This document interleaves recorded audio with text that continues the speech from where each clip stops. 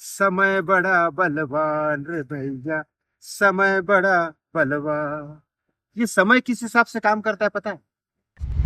अपने आप नहीं काम करता है, आपके कर्मों के हिसाब से काम करता है। आप जैसे कम कर्म करोगे वैसे वो समय इंतजार करता रहता है कि कब आपको सजा मिले, आपको कर्म कर्म का भुगतान कब मिले।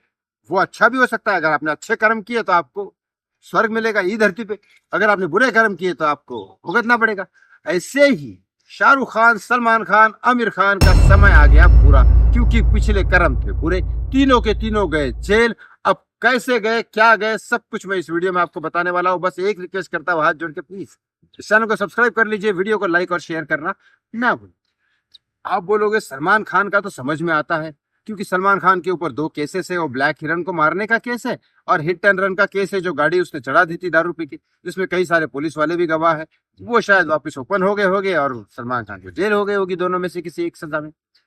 आप बोलोगे आमिर खान, चलो आमिर खान का तो कहीं नाम दिखता नहीं है, फिर भी आमिर खान कैसे जेल में जाएगा? वो तुर्की के प्रेसिडेंट के साथ बैठना कोई गुनाह तो है नहीं, या फिर इस देश में फ्रीडम ऑफ स्पीच है, तो ये बोलना कि मेरे बच्चे इस देश में सेफ है या नहीं है, जो किरण उनके वाइफ के साथ बोला था, ये भी कोई बड़ा गुनाह नहीं होता है। तो फिर आमिर खान किस तरह क्यों करा? और फिर शाहरुख खान के ऊपर तो वैसे ही कोई केस नहीं है, तो ये तीनों गए किस केस में जेल में? बराबर यही आपके दिमाग में चल रहा है। बताता हूं एक एक करके। सलमान खान की दोनों फाइल ओपन हो चुकी है, ब्लैक हिरन का केस अभी वेट कर रहा है, उसके पीछे उसके लिए तो लॉरेंस बिश्नोई ही काफी है, लेकिन क्योंकि वैसे ही सलमान की आधी जान खत्म हो चुकी है लॉरेंस बिश्नोई का नाम सुन के।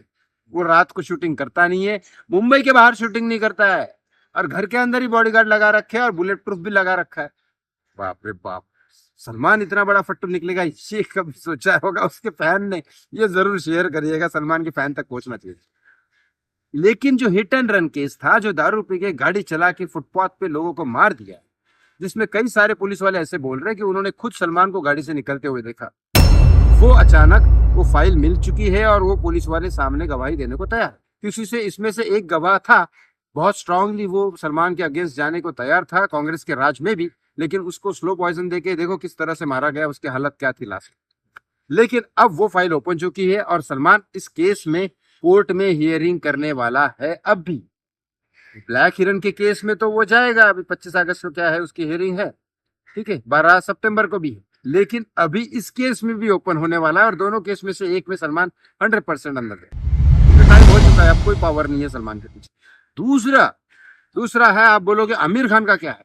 आमिर खान के भाई फैजल खान ने कई सारे केसेस आमिर खान के ऊपर डाले हैं। आमिर खान का अभी कोई टाइम सही नहीं चल रहा है, सब जगह बुरा है, पॉलिटिशियन के साथ उसके रिश्ते नहीं है, उसका कहीं कोई फंड नहीं चल रहा है, पिक्चरें पूरी फ्लॉप हो चुकी है, पब्लिक का सपोर्ट है नहीं है, पैसे उसके पास ज्यादा है नहीं है, यहाँ तक कि बीवी का भी सपोर्ट नहीं है, जो गौरी उसकी वाइफ जो नई नई बनी है उसका तो कोई सपोर्ट है नहीं है, दूसरी जो एक्स वाइफ है जिसका एक नाजायज बच्चा आमिर खान के साथ है, वो भी शायद फैजल खान के साथ में आ जाएगा। और फैजल खान ने बहुत कई सारे आरोप लगाए हैं कि मौसी के साथ जबरदस्ती मेरी शादी करना चाहता था, उसका नाजायज बच्चा है, वो मुझे मार डालना चाहता था, पागल करना चाहता था, मेरे पैसे ले लिए, ऐसे कई सारे आरोप आमिर खान के ऊपर लगाए। अब उसके बाद आमिर खान भी इस चक्कर में जाने ही वाला है, क्योंकि आमिर खान के पास कोई पावर नहीं है और कहा जाता है फैजल खान के पास बहुत सारी चीजें हैं। अब आप बोलोगे शाहरुख खान, शाहरुख खान का दूर दूर तक कोई लेन देन नहीं है, शाहरुख खान के ऊपर अब तक कोई भी केस नहीं आया ऐसा। वानखेड़े स्टेडियम में जो हाथ उठाया था वो, और वो केस तो केस बना ही नहीं, वो तो सॉल्व हो गया। हालांकि वानखेड़े स्टेडियम में हाथ उठाने में अभी तक यही कहा जा रहा है कि शाहरुख खान की गलती नहीं है, क्योंकि आगे वाला बहुत बदतमीजी से माँ बहन की गाली दे रहा था, जो बच्चे सुन रहे थे उसके, तो शाहरुख खान ने हाथ उठा दिया वहां पे, चलो ये कोई बड़ा केस है ही नहीं, तो फिर शाहरुख खान किस चक्कर में गया? बता दो, आर्यन खान के ऊपर केस था ड्रग्स का, तो चलो निपट गया।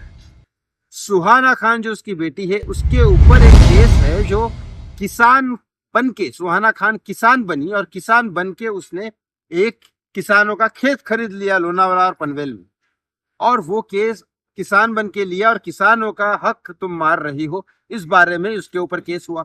लखनऊ की एक प्रॉपर्टी है जिसके ऊपर गौरी खान के ऊपर केस हुआ, और ये सारे प्रॉपर्टी का हवाला देने वाले जो है जिसमें नाम था शाहरुख खान का।